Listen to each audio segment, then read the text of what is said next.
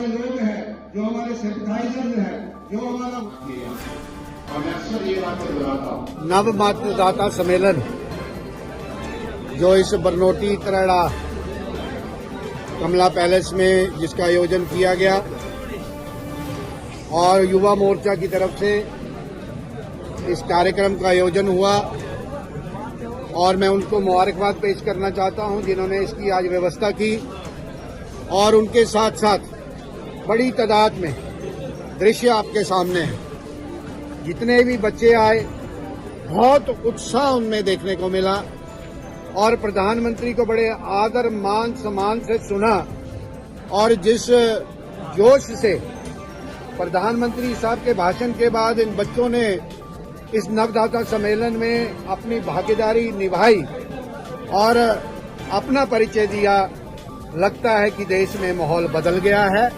और जिस सपने को लेकर आदरणीय प्रधानमंत्री कि नया भारत, नया जम्मू कश्मीर और विश्व गुरु भारत को बनाना है, जो संकल्प प्रधानमंत्री साहब ने लिया है, इस भारत वर्ष को 2047 तक विकसित भारत बनाना है, विश्व गुरु बनाना है, उस सब का आज परिचय इस नवदाता सम्मेलन में हमें मिला और जिस जोश से, जिस तरीके की पार्टिसिपेशन से नवदाताओं ने इस सम्मेलन में भाग लिया, उन सब बच्चों को मुबारकबाद देना चाहता हूं और बच्चों ने ये बात समझाई कि मत का अधिकार क्या है।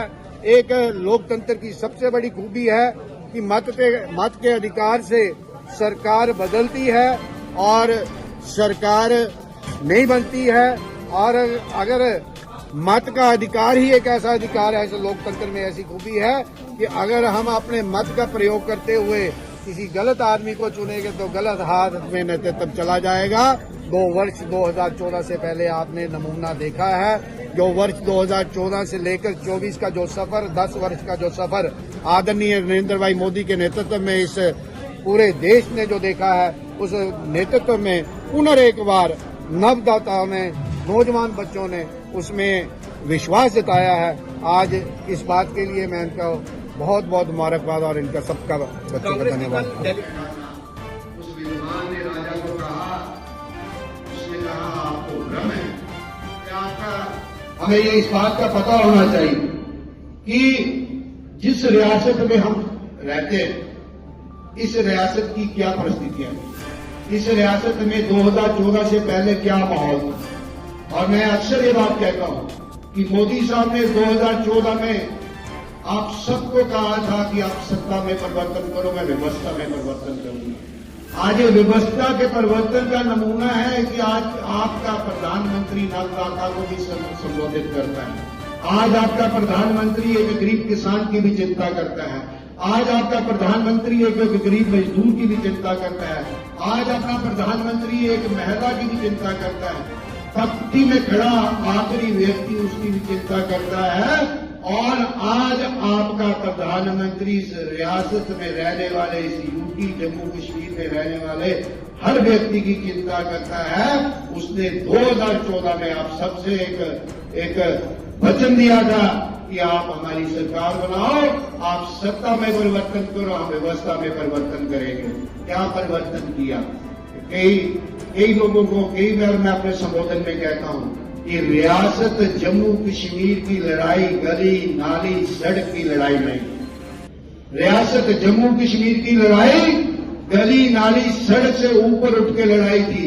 मेरे बुजुर्ग जानते हैं, शायद कुछ कोई लोग बैठे हों, उन बुजुर्गों को याद करना पड़ेगा, उन लोगों की शहादत को याद करना पड़ेगा जिन लोगों ने इस रियासत के लिए एक देश में 2 निशान, 2 विधान, 2 प्रधान नहीं चलेंगे, उसके लिए अपना बलिदान दिया।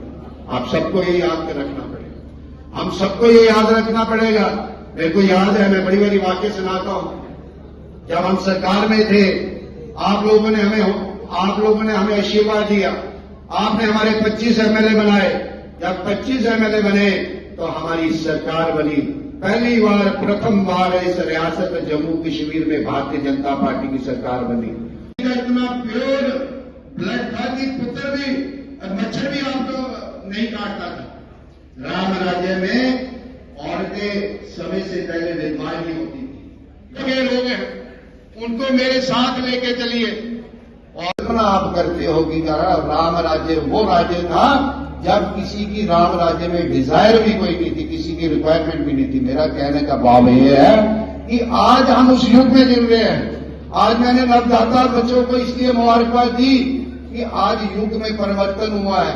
अगर आपने प्राण प्रतिष्ठा का वो टीवी का लाइव का टेलीकास्ट देखा होगा, आप सबने देखा होगा, आप देखो आपके प्रधानमंत्री ने एक बहुत गंभीर टारगेट आप सबको दिया है, इस देश को दिया है। बहुत एक विजनरी आइडिया दिया है और एक टारगेट लंबी छलांग लगाई है प्रधानमंत्री साहब ने। जैसे उन्होंने कहा हम 2047 तक इस देश को विकसित करेंगे, मगर प्रधानमंत्री साहब ने उस दिन जब प्राण प्रतिष्ठा का कार्यक्रम हुआ, उन्होंने ये बात कही, ये संदेश दिया हम सबको। क्या संदेश दिया कि हमें 1000 साल अंत तक प्रयास इस देश के लिए करना होगा।